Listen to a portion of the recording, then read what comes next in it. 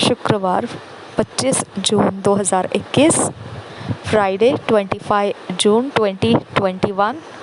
Rhapsody of realities में आज pastor Chris ओयाखेलोमे द्वारा जो वचन हमको सीखने के लिए मिला है, Ephesians 2 chapter 10 verse amplified classic version में से दिया गया है। इंग्लिश में एफेसियों 2 अध्याय 10 वचन विस्तारित बाइबल में दिया है। इंग्लिश में हम हिंदी में इस वचन को BSI बाइबल से पढ़ेंगे। इस वचन के आधार से आज का जो विषय है, be in the centre of God's will, परमेश्वर की इच्छा के मध्य में बने रहिए। Be in the centre of God's will, परमेश्वर की सिद्ध इच्छा में बने रहिए। एफिशियंस 2 चैप्टर 10 वर्स हम पढ़ सकते हैं। ये वचन एम्पलीफाइड क्लासिक वर्जन में से दिया है। For we are God's own handiwork, his workmanship, recreated in Christ Jesus, born anew, that we may do those good works which God predestined, planned beforehand for us, taking paths which he prepared ahead of time, that we should walk in them, living the good life which he prearranged and made ready for us to live। और एक बार पढ़ेंगे इसी वचन को।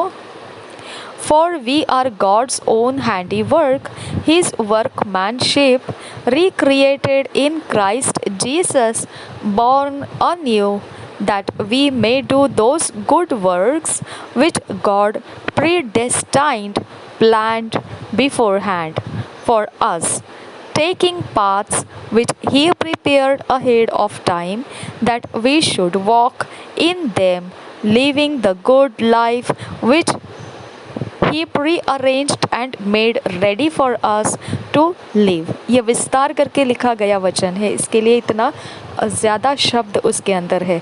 इसी वचन को हम हिंदी में पढ़ेंगे BSI बाइबल में से, एफेसियों की पत्री 2 अध्याय का 10 वचन।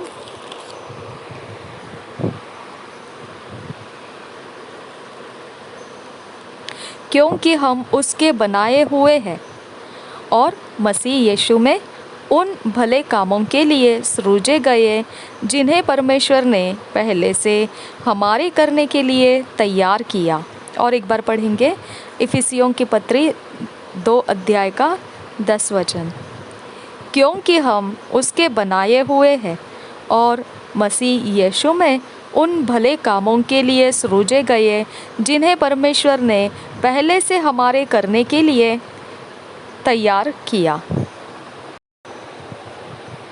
Something I always wanted with God was to be in the center of His will for my life।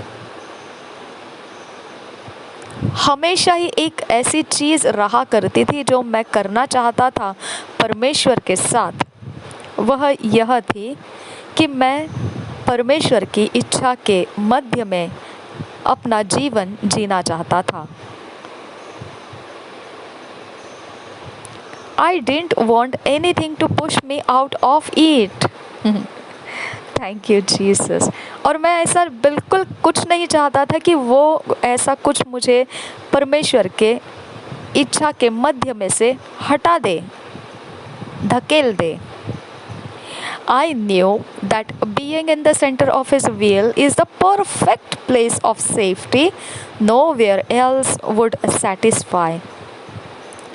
मैं जानता था कि जो परमेश्वर के इच्छा के मध्य में रहना है वह बिल्कुल सिद्ध की गई जगह है सुरक्षा के लिए, और कहीं पर भी आपको ऐसी संतुष्टि प्राप्त नहीं होगी। When I found out that He already had my life all planned out, I chose to run with that plan and no longer have to make my own plan।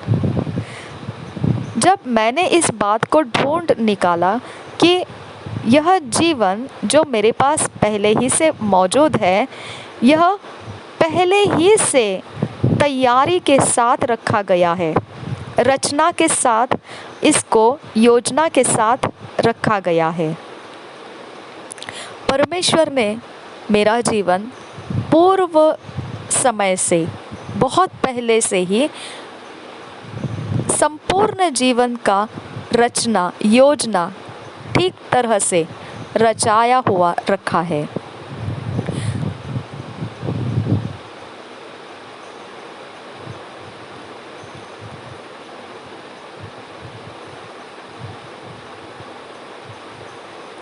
अब ये जो रचना है, सिर्फ मुझे इसमें दौड़ना है, इस योजना के साथ साथ दौड़ना है। अब मुझे और कुछ करना बाकी नहीं है। अपने खुद की अपनी योजना बनाने की मुझे कोई अभी ज़रूरी नहीं है।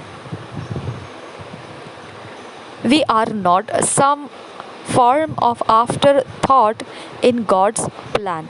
No, our lives were carefully orchestrated. Hallelujah. हम ऐसे कोई चीज़ या कोई आकार नहीं है जो परमेश्वर की योजना के बाद वाले कुछ सोच के लिए रही होगी। नहीं, हमारा जीवन बहुत ध्यानपूर्वक रचना किया गया है, बहुत ध्यानपूर्वक रचाया गया है। The works God commanded us to do were planned beforehand. जो परमेश्वर के काम है हमने करना है इस पृथ्वी के ऊपर, परमेश्वर ने उसे आज्ञा के रूप में दिया है। वो सब कुछ हमें सृष्टि करने से पहले ही परमेश्वर ने योजना में बनाकर रखा हुआ था। The question is not whether the plan has been made. The question is whether you will agree in your life to live according to His plan. अब सवाल ये नहीं है क्या यह योजना जो है वह बनाई गई है, परंतु सवाल अब यह रह जाता है क्या आप सहमत हैं अपने जीवन को इस योजना जो परमेश्वर ने बनाई है उसके अनुसार जिए। Our theme verse says we are to take paths which He prepared ahead of time, that we should walk in them, living the good life which He prearranged and made ready for us to live. हमारा जो शुरुआत में पढ़ा हुआ वचन है वह यही बात को कहता है।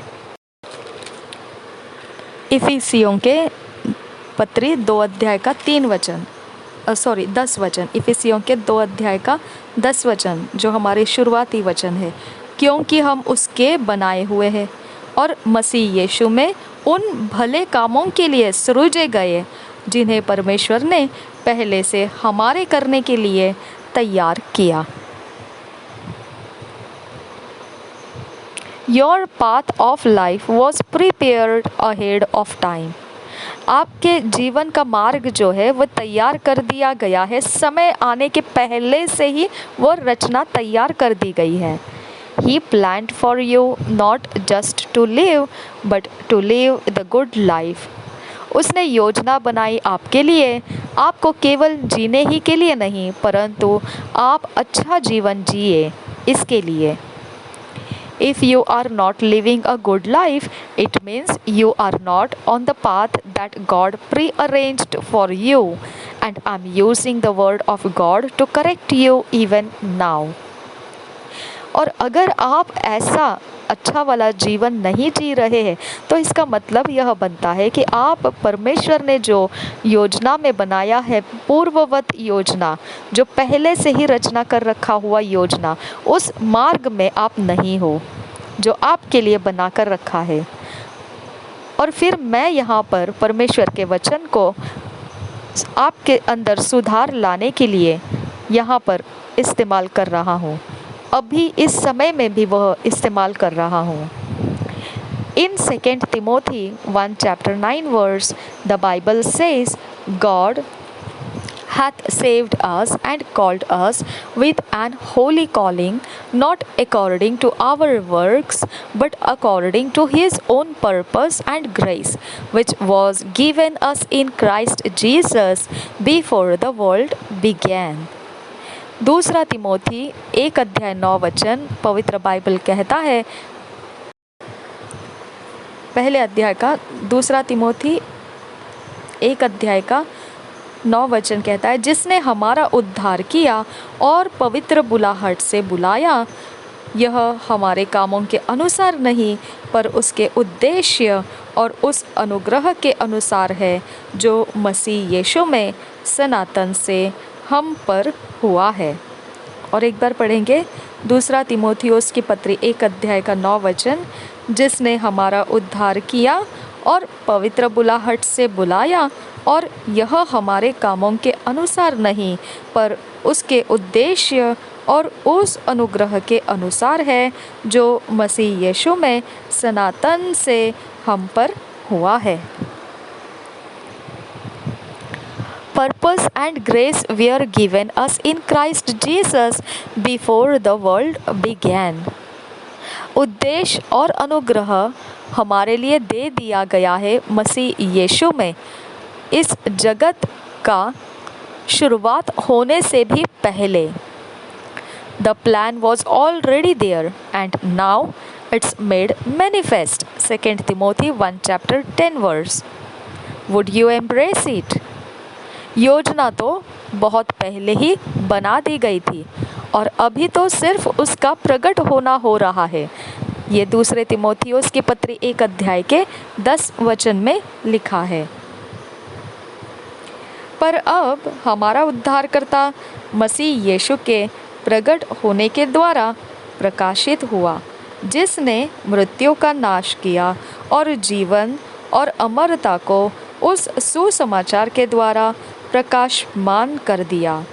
और एक बार पढ़ेंगे दूसरा तिमोथियुस 1:10, पर अब हमारे उद्धारकर्ता मसीह यीशु के प्रकट होने के द्वारा प्रकाशित हुआ, जिसने मृत्यु का नाश किया और जीवन और अमरता को उस सुसमाचार के द्वारा प्रकाशमान कर दिया।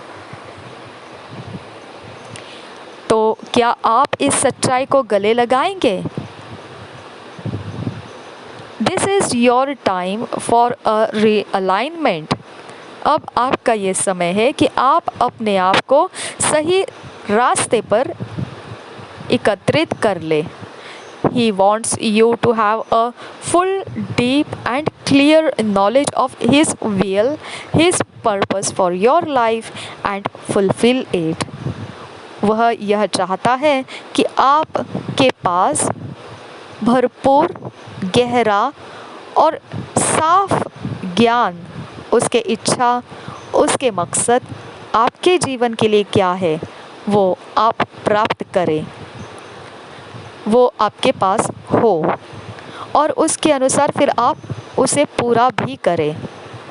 Nothing could be more important. कुछ भी आपके लिए बहुत ज़रूरी नहीं होना चाहिए।